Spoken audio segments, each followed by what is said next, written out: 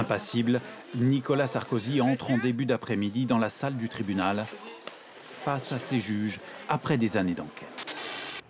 Y a-t-il eu, au début des années 2000, un pacte de corruption entre Nicolas Sarkozy, désireux d'entrer à l'Élysée, et Mouammar Kadhafi, le dictateur libyen à la recherche de respectabilité?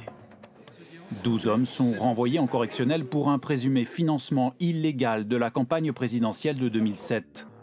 Parmi eux, d'anciens ministres comme Claude Guéant, Brice Hortefeux ou Éric Woerth, d'ex-dignitaires libyens comme le directeur de cabinet de Kadhafi, l'ancien chef des services secrets et le fils du dictateur, mais aussi des intermédiaires familiers des grands contrats internationaux.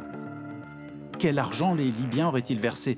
Plusieurs dizaines de millions d'euros selon ce document publié par nos confrères de Mediapart. Pour les juges, c'est en Libye, en octobre 2005, qu'un accord secret aurait été conclu entre le dirigeant libyen et Nicolas Sarkozy, alors ministre de l'Intérieur, en marge de cette visite. À l'époque, la Libye a encore du mal à se défaire de son image d'État terroriste, notamment depuis l'attentat du DC-10 d'UTA en 1989. En mai 2007, Nicolas Sarkozy est élu président de la République. Quelques mois plus tard, il invite le dictateur libyen à Paris. Comme un symbole, cette tente berbère dans les jardins réservés aux hôtes de l'Élysée, celle de Mouammar Kadhafi, savourant son retour sur la scène internationale. Nous avons affaire à une nouvelle génération de dirigeants. Aujourd'hui, nous nous rencontrons d'égal à égal.